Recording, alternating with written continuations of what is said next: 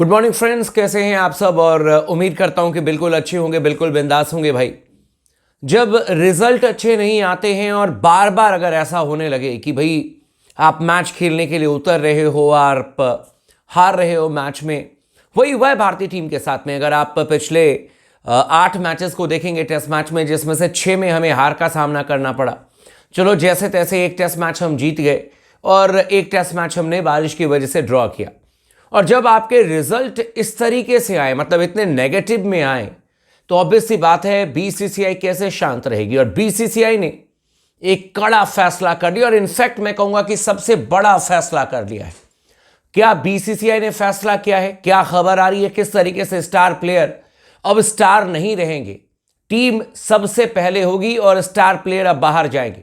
अब किसी के कहने से कोई खेलेगा नहीं और किसी के कहने से कोई टीम में रहेगा नहीं। यह बीसीसीआई ने तय कर दिया है। बड़ा एक तरीके से देखा जाए तो फरमान जारी कर दिया गया है और एक बड़ा डिसीजन, बड़ा फैसला ले लिया गया है।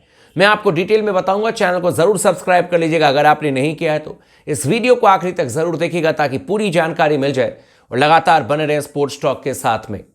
भाई, फैसला ये लिया गया बीसीसीआई की तरफ से कि आपने कई सारे प्लेयर्स को ये कहते हुए सुना होगा, खासतौर पर विराट कोहली को या रोहित शर्मा को, या मतलब आप इस बात को समझ जाएंगे कि कई सारे प्लेयर्स का ये कहना होता है कि भाई मैं तो अभी क्रिकेट खेलूंगा, मेरे में अभी क्रिकेट बहुत ज़्यादा है और मैं अभी इंडिया के लिए खेलना चाहता हूँ, मैं खेलता रहूँगा।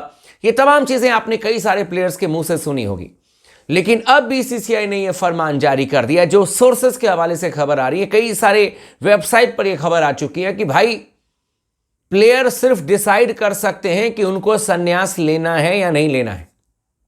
यह बहुत बड़ा फैसला है बीसीसीआई का।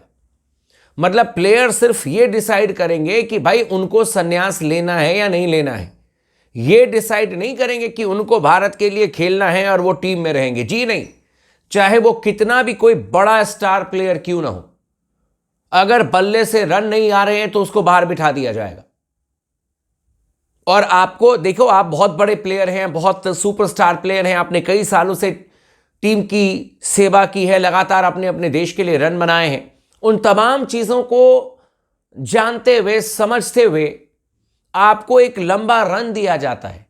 लेकिन अगर आप ये कहोगे कि मैं 10 साल से रन बना रहा हूं और 5 साल मुझे फ्री में मिले कि अगर मैं रन भी नहीं बनाऊं तो भी मैं खेलता रहूं और मैं ही डिसाइड करूंगा कि कब मैं छोड़ूंगा ताकि दूसरे को मौका मिलेगा, ये नहीं चलेगा।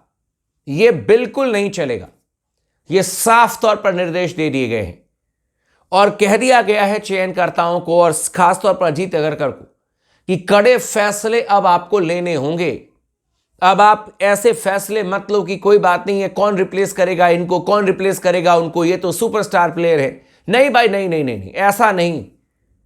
रन नहीं कर रहे हैं, बहुत बड़े प्लेयर रह चुके हैं, आपने एक लंबा रन दिया उनको, आपने मौके दिए। 10-10 टेस्ट मैच में विराट के बल्ले से रन नहीं आए हैं, रोहित शर्मा के बल्ले से रन नहीं आए हैं, केएल राहुल भी बहुत ज्यादा मतलब कि अच्छा नहीं कर पाया। ऑस्ट्रेलिया में बाकी बैट्समैन फेल हुए तो उसके बीच में केएल राहुल के 2 अर्धशतक आए, लेकिन ओवरऑल उनका भी कोई बहुत जोरदार रिकॉर्ड नहीं है।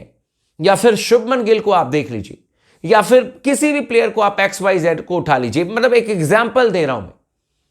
अब बीसीसीआई ने क्लियर कट कह दिया कि भाई इन चक्करों में नहीं पड़ना है कि प्लेयर कब डिसाइड करेंगे कि उनको कब जाना है और कब उनको कहना है कि थैंक यू वेरी मच, अब आप किसी और को ले लीजिए। जी नहीं, आप मत लीजिए संन्यास। चेतेश्वर पुजारा ने संन्यास नहीं लिया है, अजिंक्य रहाणे ने संन्यास नहीं लिया है, लेकिन चयनकर्ता उनको नहीं चुन रहे हैं ना टीम में, है ना। अब जब टीम में नहीं चुनेंगे उसके बाद आपकी मर्जी, आप 50 साल तक संन्यास ना लो, किसी को कोई फर्क नहीं पड़ेगा। यही चीज अब बीसीसीआई ने कह दिया चयनकर्ताओं से कि यह चीज अब स्टार प्लेयर पर भी एप्लीकेबल होगा।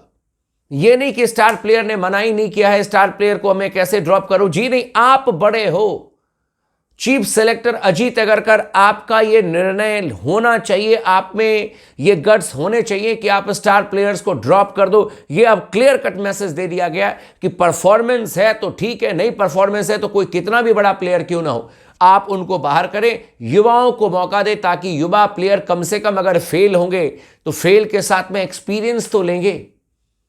बहुत सारे लोगों के मैं सवाल देख रहा था कि क्या हो गया वर्ल्ड टेस्ट चैंपियनशिप के फाइनल में नहीं पहुंचे तो ओ भाई क्या हो गया की बात नहीं है। जब आप कंटेंडर होते हो, जब आप लगातार जीतते हो और उसके बाद इस तरीके से हारते हो, तो कोई भी सवाल आप पर करेगा। और अब कई सारे लोग कह रहे हैं कि ऑस्ट्रेलिया में तो 2 बार हम जीते, इस बार हार गए तो क्या होगा। भाई नाम के 4-5 कंट्री हैं जहां पर की जेन्युइन क्रिकेट होती है, और अगर हम क्रिकेट का सुपर पार अपने आप को समझते हैं, तो क्या हम जिम्बाब्वे को हरा करके और बांग्लादेश को हरा करके खुश होंगे, या फिर हमें बड़ी कंट्री को हराना है। और बड़ी कंट्री में कौन सी कंट्री आती है? ऑस्ट्रेलिया है। ऑस्ट्रेलिया को ऑस्ट्रेलिया में जाकर के आप हराओगे, तब आपका कहा जाएगा कि ये बेस्ट क्रिकेटर टीम है, ये बेस्ट टीम है, बहुत मजबूत टीम है।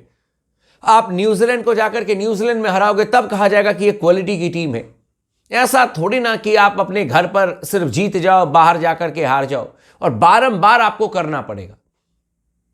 शायद उन लोगों को नहीं पता है कि मतलब ऑस्ट्रेलिया में जाकर के सीरीज जीतना भारतीय टीम के लिए कितना महत्वपूर्ण था। लेकिन यह भी बात फैक्ट है कि पिछले अगर आप 4-5 सालों में देखोगे तो टेस्ट मैचेस में हमारी टीम ने बेहतर नहीं किया भाई। अपने घर पर भी, बाहर तो फिर भी हम मैच जीत रहे थे, लेकिन ये तो पिछला 2024 जो है उसमें बाहर भी हम हारे हैं।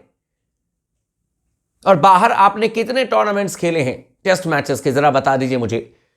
बाहर आपने मात्र 2024 में जो शुरुआत हुई थी, तो एक टेस्ट मैच आपने खेला था साउथ अफ्रीका में, एक टेस्ट मैच सिर्फ मैं कह रहा हूं, वो भी 3 तारीख से शुरू हुआ था टेस्ट मैच, और 4 को ही खत्म हो गया था 2024 में।